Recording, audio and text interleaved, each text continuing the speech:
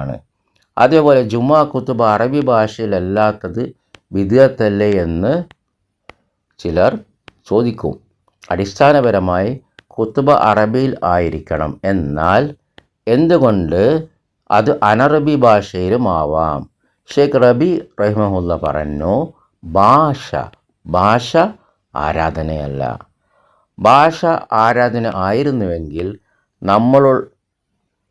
നമ്മളെല്ലാവരും സാധാരണ സംസാരിക്കുന്നത് പോലും അറബിയിലായിരിക്കണം.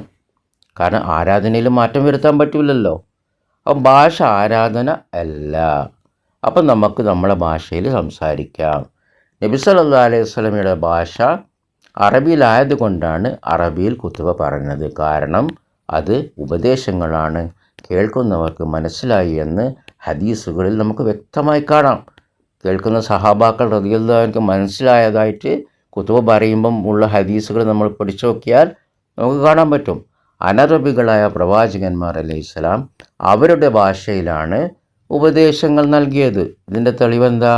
അള്ളാഹു പറഞ്ഞു, വമാ അർസൽനാ മിർ റസൂലിൻ ഇല്ലാ ബിലിസാനി ഖൗമിഹി ലിയുബയ്യിന ലഹും ഫയുദില്ലുല്ലാഹു മൻ യശാ വയഹ്ദി മൻ യശാ വഹുവൽ അസീസുൽ ഹക്കീം.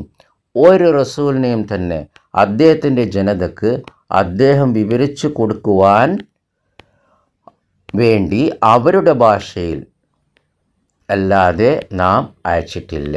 അപ്പോൾ മനസ്സിലാകണം എന്താ പ്രബോധനം ചെയ്യുന്നത്. അപ്പോൾ എല്ലാ റസൂലിനെയും അവരുടെ ഭാഷയിലാണ് അയച്ചത്. ഇത് സൂറത്ത് ഇബ്രാഹിം 14 അധ്യായം 4 വചനത്തിൽ കാണാം. നിസ്കാരത്തിൽ നാം അറബിയിൽ മാത്രം പറയുന്നത് നിസ്കാരം ആരാധനയാണ്. ബാറക്കല്ലാഹു ഫീക്കും. നബി സല്ലല്ലാഹു അലൈഹി വസല്ലം നിസ്കരിച്ച പോലെ തന്നെയാണ് അദ്ദേഹത്തിൻ്റെ കാലശേഷം സഹാബികളും റളിയല്ലാഹു അൻഹും നമ്മളെല്ലാവരും നിസ്കരിക്കുന്നത്. എന്നാൽ നബി സല്ലല്ലാഹു അലൈഹി വസല്ലം പറഞ്ഞ കുത്തുബയല്ല പിന്നീട് സിദ്ദീഖും ഉമറും മറ്റ് സഹാബികളും റളിയല്ലാഹു അൻഹു പറഞ്ഞത്.